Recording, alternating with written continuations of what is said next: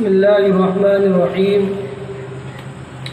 وينقسم على قسمين أحدهما يقال له التصور وثانيهما يعبر عنه بالتصديق. کل ہم نے آپ لوگوں کو بتایا کہ سب سے پہلے مصنف علیہ الرحمہ نے علم کی تعریف کی، یعنی علم کے معنی بیان کیے، اور اب مصنف علیہ الرحمہ یہاں سے اس علم کی تقسیم کر رہے ہیں. تو علم منقسم ہوتا ہے تصور اور تصدیق کی طرف. اور کل ہم نے آپ کو یہ بھی بتایا کہ کس کو تصور کہیں گے اور کس کو تصدیق کہیں گے. تو یہ جو تصور اور تصدیق ہے، یہ دونوں ہی علم حصولی کی قسمیں ہیں. تو آپ کو ہم نے تصور اور تصدیق کے تعلق سے بتایا کہ جو ہماری بات ہوتی ہے، ہماری عقل میں جو بات ہوتی ہے قول معقول، وہ کبھی مفرد ہوتی ہے، کبھی مرکب تا ہوتی ہے، کبھی مرکب ناقص ہوتی ہے. تو اگر عقل میں آنے والی بات، جیسے کہ ہم نے کل آپ کو بتایا کہ اس کی چند صورتیں بنتی ہیں، تو میں آپ کو جو تصور کی صورتیں ہیں ان کو آپ کے سامنے رکھتا ہوں تاکہ آپ لوگوں کو تصور اور تصدیق کی جو پہچان ہے وہ بخوبی ہو جائے. تو میں بیان کرتا ہوں کہ تصور، اگر عقل میں آنے والی بات ایک ہو، مفرد ہو، جیسے ہم نے کہا زید، تو اس کو تصور کہا جائے گا. اور اگر عقل میں آنے والی بات جو ہے وہ دو یا دو سے زیادہ ہو، لیکن ان کے درمیان میں کوئی نسبت نہ ہو، یعنی ایک شے کا حکم دوسری شے پر نہ لگایا گیا ہو، تو اس کو بھی تصور کہا جائے گا. جیسے ہم نے کہا زید، بکر، عمر وغیرہ، تو چونکہ ان کے درمیان میں نہ تو نسبت ہے اور نہ ہی ایک کا دوسرے پر حکم لگایا گیا ہے، تو اس لیے یہ کیا ہے؟ تصور ہے.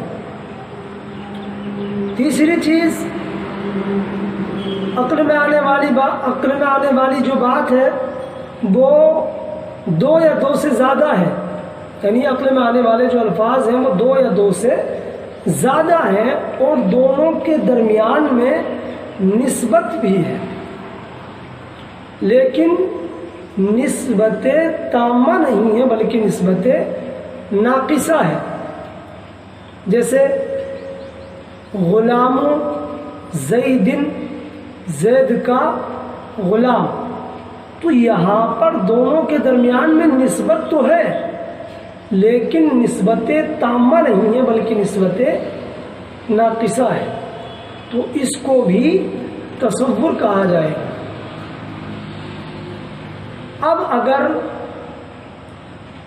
چوتھی بات، دو چیزوں کے درمیان میں نسبت ہے اور نسبت تامہ بھی ہے، لیکن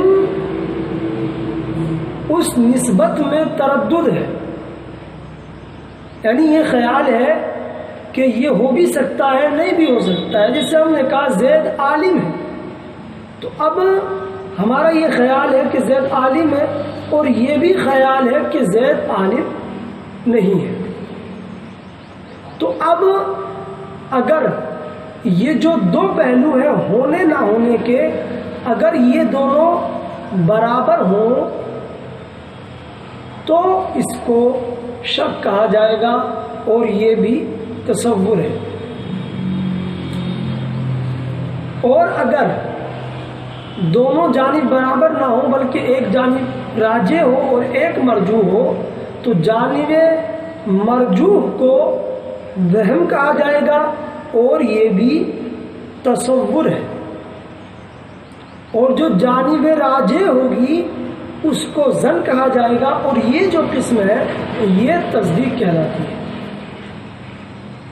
اور ایک چیز اور، جو جملہ انشائیہ ہے وہ بھی تصور ہوتا ہے، چونکہ اس کے اندر ایک شے کا دوسری شے پر حکم نہیں ہوتا، ایک چیز کی اسناد دوسری چیز کی طرف نہیں ہوتی، اس لیے وہ بھی تصور کہلاتا ہے۔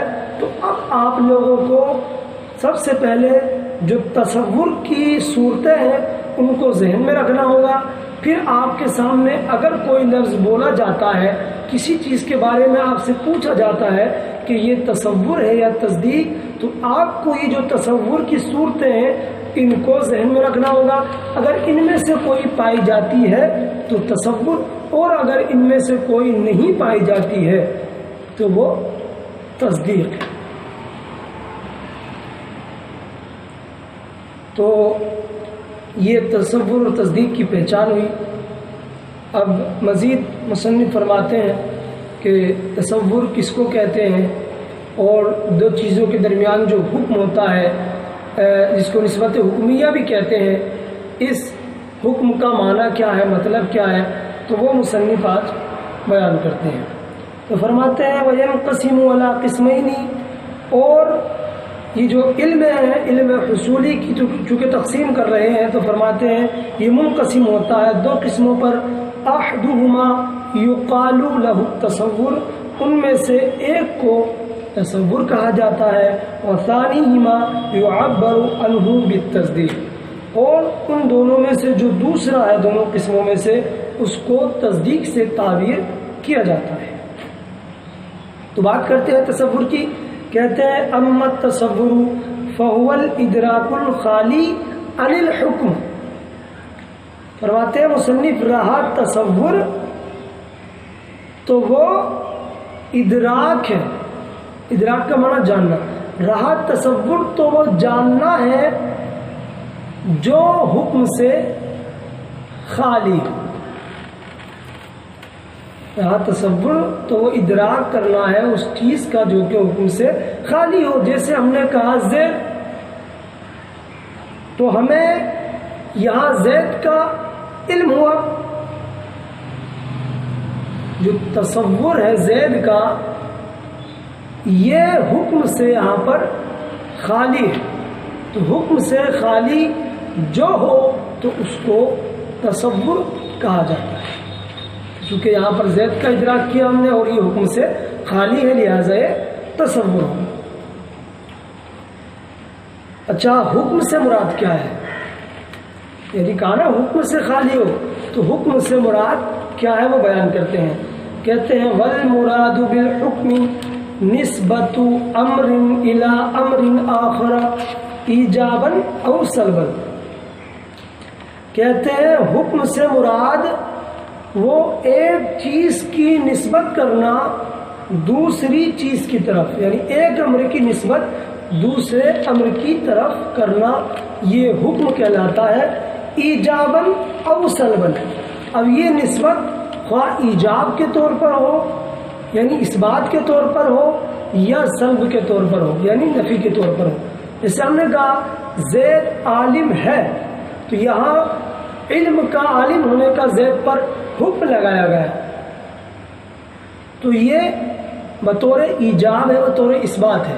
ہم نے کہا زید عالم نہیں ہے، تو یہاں پر بھی حکم لگایا گیا عالم نہ ہونے کا، لیکن یہ بطور نفی ہے، بطور سلب ہے، یہ بات ہے۔ اب مزید فرماتے ہیں وَإِن شِئْتَ قُلْتَ إِيقَاعًا أَوْ انتظارًا، تو مصنف نے فرمایا ایجاباً او سلباً، مزید اختیار دیتے ہیں مصنف، اگر آپ چاہیں تو یہ کہہ سکتے ہیں، یعنی ایجاباً اور سلباً کی جگہ ایقاعاً یا انتظاراً کہہ سکتے ہیں۔ ایقاعاً یعنی واقع کرنا، انتظاراً یعنی کھینچنا۔ تو مطلب اب یہ ہوگا کہ حکم سے مراد ہے ایک امر کی نسبت کرنا دوسرے امر کی طرف واقع کرنے کے طریقے پر، یا کھینچنے کے طریقے پر. تو یہ بیان ہوا. پھر مزید یہاں سے حکم کی تفسیر کرتے ہیں کہ حکم کو دوسرے الفاظوں میں اس طرح بھی کہا جا سکتا ہے. کہتے ہیں وَقَدْ يُفَسَّرُ الْحُكْمُ بِوُقُوعِ النِّسْبَةِ أَوْ لَا وُقُوعِهَا. فرماتے ہیں مصنف اور کبھی حکم کی تفسیر کی جاتی ہے وقوع نسبت یا لا وقوع نسبت سے. وہی معنی نکلے گا جو ہم نے بیان کیا زید عالم ہے تو یہاں پر وقوع نسبت ہے. زید عالم نہیں ہے یہاں پر نسبت واقع نہیں ہے یعنی لا وقوع نسبت ہے. یہ دوسری تفسیر. اب تھوڑی مثال کے ذریعے وضاحت کرتے ہیں. مصنف فرماتے ہیں کما اذا تصورت زیدن وحدہ، جیسے کہ جب آپ نے تنہا زید کا تصور کیا، او قائما وحدہ یا تنہا قائم کا تصور کیا، من دونی ان تثبت القیام لزید یعنی او تسلبہ عنہ، یعنی آپ تنہا زید کا تصور کریں یا تنہا قیام کا تصور کریں، زید کے لیے قیام کو ثابت کیے بغیر، یعنی قیام کو ایک طرف رکھو صرف زید کا تصور کرو، یہ وقوع نسبت ہو.